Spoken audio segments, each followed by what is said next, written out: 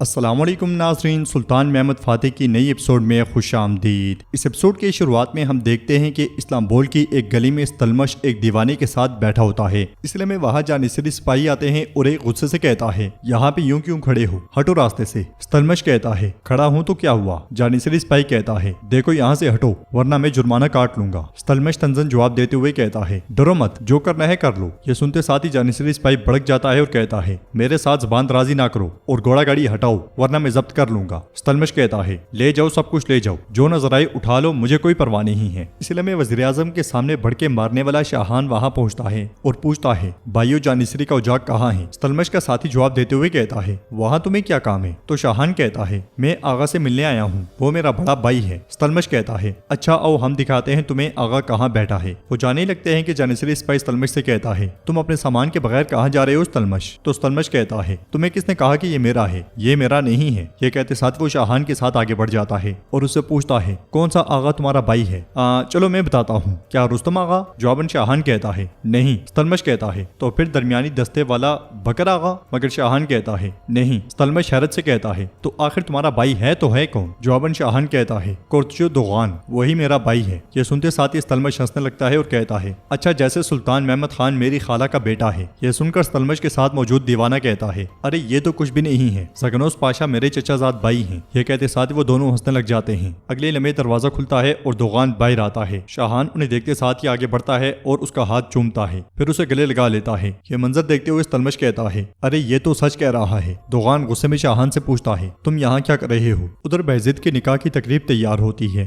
سلطان پاشا اور خواتین سب موجود ہوتے ہیں۔ مفتی صاحب اسحاق پاشا اور محمود پاشا کی اگواہی میں ان کا نکاح پڑھا دیتے ہیں۔ بایزید نہ چاہتے ہوئے بھی گلپری کو قبول کر لیتا ہے۔ یہ دیکھ کر باہر سکھ کا سانس لیتی ہے۔ مفتی صاحب آخر میں کہتے ہیں، ہمارے رب کی عنایت اور ہمارے شاہدین کی گواہی سے آپ دونوں رشتہ ازواج میں بند گئے ہیں، یہ آپ کے لیے خوشحال ہو۔ باہر خوش ہوتے ہوئے سلطان کی جانب دیکھ رہی ہوتی ہے۔ ادھر کتب خانے میں لطفی کتابوں کو دیکھتے ہوئے کہتا ہے، تم اگر ولاد ہو تو میں دلی لطفی ہوں، مشہور دلی لطفی۔ چلو لطفی، تم کسی بات پر شبہ نہیں کرو گے۔ وہ تیزی سے کتابوں کی جانچ پڑتال کرنے لگ جاتا ہے اور ایک کتاب کھولتے ساتھ ہی حیران و پریشان ہو جاتا ہے۔ سلطان بھی سپاہیوں کے ساتھ اس کے پیچھے آ پہنچتے ہیں۔ کتاب کو دیکھتے ہوئے لطفی کہتا ہے، دوسرا ولاد اس کا باپ ہے، یہ ولاد سوم ہے، یہ اپنے بیٹے کو اپنا نام کیوں دے گا؟ وجہ کیا ہے؟ میں حیران ہوں۔ اس لیے میں سلطان لطفی کو آواز دیتے ہیں تو وہ سلطان کو نہ پہچانتے ہوئے کہتا ہے، بعد میں آنا، میں مصروف ہوں۔ سلطان پھر سے پکارتے ہیں، لطفی۔ سلطان کی آواز پہچانتے ساتھ ہی لطفی ایک دم سے پلٹتا ہے اور چونک جاتا ہے۔ اس کے منہ سے بے ساختہ نکلتا ہے، دستور؟ نہیں سلطان، کسی نے بھی اس کا اعلان نہیں کیا۔ اسے پریشان دیکھ کر سلطان کہتے ہیں، ٹھیک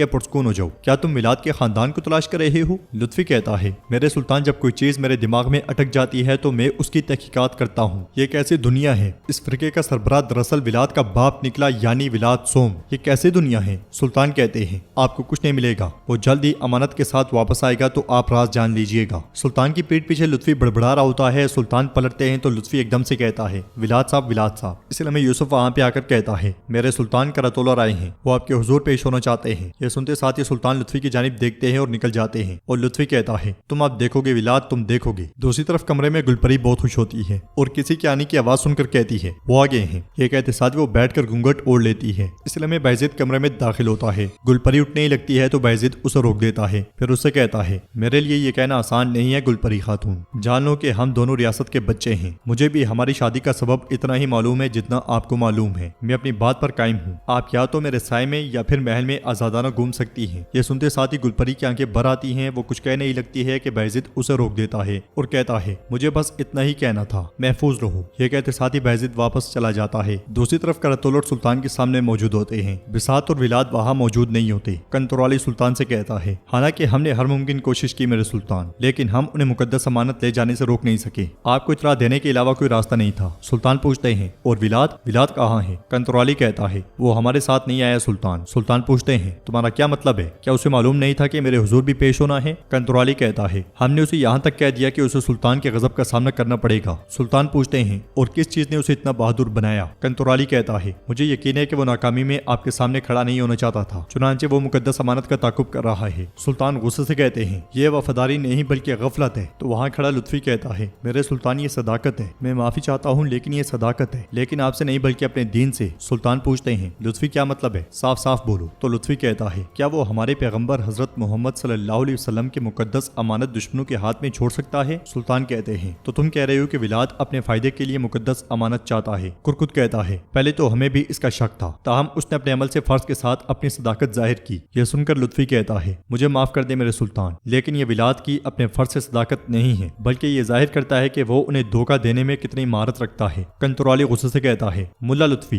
ہم توقات مدرسے کے طالب علم نہیں ہیں۔ لطفی کچھ کہنے ہی لگتا ہے کہ سلطان کہتے ہیں بس خاموش ہو جاؤ، ہوا اس طرف سے چلی جہاں سے ہمیں امید نہیں تھی، اب پانی گندا ہو گیا ہے۔ یوسف فوراً پاشاؤں کو خبر بھیجو دیوان بلایا جائے گا۔ یہ سنتے ساتھ ہی یوسف چلا جاتا ہے۔ دوسری طرف کبوتر پکڑے ابراہیم کہتا ہے قاصد کو دیر ہو سکتی ہے، قافلہ راستے میں لٹ جاتا ہے، پل ٹوٹ جاتا ہے، لیکن یہ پرندہ اپنا راستہ ضرور تلاش کر لیتا ہے۔ ریاست کا پرندہ بھی ایسا ہی ہے بیٹا، اگر تم نہیں جانتے کہ اسے کیسے قابو کرنا ہے، اگر تم بہت جلد ہی اطمینان کے احساس میں مبتلا ہو جاتے ہو تو یہ اڑ جائے گا۔ ہر کام وقت پر کرنا چاہیے۔ ہمارے آباء و اجداد نے بلا وجہ یہ نہیں کہا جو مرغ جلدی بانگ دیتا ہے اس کا سر قلم کر دیا جاتا ہے۔ کیا کومینوس کو بھیجے گئے پیغام کا کوئی جواب آیا ہے؟ تو سلیمان کہتا ہے کومینوس کا جواب جلدی آ جائے گا۔ ابراہیم کہتا ہے یقیناً اگر کبوتر اپنا راستہ نہ بھولا ہوا تو۔ سلیمان کہتا ہے وہ نہیں بھولے گا۔ یہ سنتے ساتھ ہی سلطان ابراہیم پلٹتا ہے اور ایک زناٹے دار تھپڑ سلیمان کو دے مارتا ہے، پھر اسے دبوچتے ہوئے کہتا ہے اور تم سلیمان کیا تم اپنا راستہ، اپنا مقصد اور اپنی روایات کو بھول گئے ہو؟ سلیمان کہتا ہے توبہ اللہ نہ گمراہ کرے سلطان بابا۔ سلطان ابراہیم کے اشارے پر سپاہی چٹھی کھول کر پڑھتا ہے جس میں لکھا ہوتا ہے کرمان اغلو سلیمان کی طرف سے شہنشاہ پونس کومینوس کو۔ سلیمان کہتا ہے سلطان بابا یہ جھوٹ ہے۔ سلطان کہتا ہے یہ تھپڑ تمہارے لیے نہیں ہے بلکہ تمہاری طرف سے ہونے والی غداری کے لیے ہے۔ یہ کہتے ساتھ ہی ابراہیم چلا جاتا ہے اور کہتا ہے زندان میں ڈال دو اسے۔ سلیمان بھی بہت غصے میں اپنے باپ کو جاتا ہوا دیکھتا ہے۔ ناظرین اس کے بعد ہم دیکھتے ہیں کہ اسلام بھول میں سلطان کا دیوان لگا ہوتا ہے اور سلطان کہتے ہیں ہمیں ملنے والی معلومات کے مطابق کافی عرصے سے ہم عیسائیوں کی جن امانتوں کی تلاش میں ہیں وہ پونس کے شہنشاہ کومینوس کے ہاتھ لگ چکی ہیں، اس وجہ سے ان کا پوپ کے ہاتھوں میں جانا صرف وقت کی بات ہے۔ یہ سن کے سب پریشان ہو جاتے ہیں اور محمود پاشا کہتا ہے اگر امانتیں پوپ کے ہاتھ میں لگ گئی ہیں تو اس کا مطلب ہے کہ یورپ میں کئی سالوں سے جاری جنگ جلدی ختم ہو جائے گی میرے سلطان۔ اسحاق کہتا ہے اگر ان کی آپس میں جنگ ختم ہو گئی تو وہ ایک نئے دشمن کو تلاش کریں گے اور وہ دشمن ہم ہوں گے۔ زگنوس پاشا کہتے ہیں کیا ہم سے دشمنی کرنا آسان ہے؟ محمود پاشا تم خود ہی کہہ رہے ہو کہ یورپی ریاستیں برسوں سے حالت جنگ میں ہیں، انہیں متحد ہونے اور فوج جمع کرنے میں کم سے کم 3 سال لگیں گے۔ جواباً محمود پاشا کہتا ہے اگر کافروں نے ہمیں پہلے دھچکا نہ دیا ہوتا تو آپ جو بات کر رہے ہیں یہ صحیح ہوتی زگنوس پاشا، تاہم ہم جانتے ہیں کہ تمہاری وزارت کے دور میں بلغراد میں جو کچھ ہوا ہمیں جیسے شکست ہوئی، اس لیے وہ فوری طور پر اتحاد کر کے ہماری طرف بڑھیں گے سلطان۔ سلطان کہتے ہیں ہم اگر مشرق کی طرف مہم پر نکلتے ہیں رومیلیا اور یہاں تک کہ قسطنطنیہ بھی خطرے میں پڑ جائے گا۔ بہادر بھی کہتا ہے چونکہ ہم اپنے بحری بیڑوں کو بھی لے کر جائیں گے تو سمندری محاذ کو بھی انہی مشکل دنوں کا سامنا کرنا پڑے گا سلطان، ہم گیلیپولو اور پائیتخت کے محاذوں کے سامنے مزاحمت نہیں کر پائیں گے معاذ اللہ۔ زگنوس پاشا پوچھتے ہیں میرے سلطان کیا آپ مہم کو ملتوی کرنا چاہتے ہیں؟ کرمانیوں نے ہمارے شہزادے کا خون بہایا ہے، ہمیں فوری طور پہ اس کا جواب دینا چاہیے ورنہ ہماری قوت مدافعت ختم ہو جائے گی، دشمن ہم پر حملہ کرنے کی ہمت پائے گا۔ محمود پاشا طنز کرتے ہوئے کہتا ہے وہ ناقابل تسخیریت تو بلغراد میں ہی ختم ہو گئی تھی، لیکن خیر ریاست کی خوشحالی ہمارے شہزادے اور ہم سے زیادہ اہم ہے زگنوس پاشا۔ سلطان دیگر پاشاؤں سے پوچھتے ہیں تو شہاب الدین پاشا کہتا ہے محمود پاشا بالکل مرحوم جاندارلی پاشا کی طرف بات کر رہے ہیں میرے سلطان، انہیں ریاست کی طاقت پہ بھروسہ نہیں ہے، یہ ڈر کر سہم جانے اور چھپ کر بڑے ہونے کو مہارت سمجھتے ہیں۔ اسحاق پاشا کہتا ہے ٹھیک ہے شہاب الدین پاشا، لیکن اگر ہم اپنی فوج کو مشرق کی طرف لے کر جائیں تو مغرب کا حصہ غیر محفوظ ہو جائے گا، اللہ نہ کرے اگر صلیبی فوج پہنچ گئی تو ہمیں واپسی کے لیے پائیتخت بھی نہیں ملے گا۔ بہادر پاشا کہتا ہے زگنوس پاشا صحیح کہہ رہا ہے، ان کی زبان ہمارے دلوں کی ترجمانی کرتی ہے، لیکن محمود پاشا کی بات بھی معقول بات ہے، ہم جب کرمان میں اپنے دینی بھائیوں اور ہم وطنوں سے لڑ رہے ہوں گے تو ہم کافر فوجوں کے لیے راستہ کھول لیں گے۔ سلطان کہتے ہیں تو پھر ہم مہم کو ملتوی کر دیتے ہیں، تیاریاں روک دی جائیں۔ تو ناظرین اس کے ساتھ یہ ایپیسوڈ بھی اختتام پذیر ہوتی ہے۔ ویڈیو پسند آئے تو لائک کر دیں، شیئر کر دیں، سبسکرائب نہیں کیا ہوا تو سبسکرائب بھی کر لیں۔ ملتے ہیں انشاءاللہ نیکسٹ ویڈیو میں، تب تک کے لیے رکھیں اپنا اور اپنوں کا بہت زیادہ خیال۔ اللہ نگہبان۔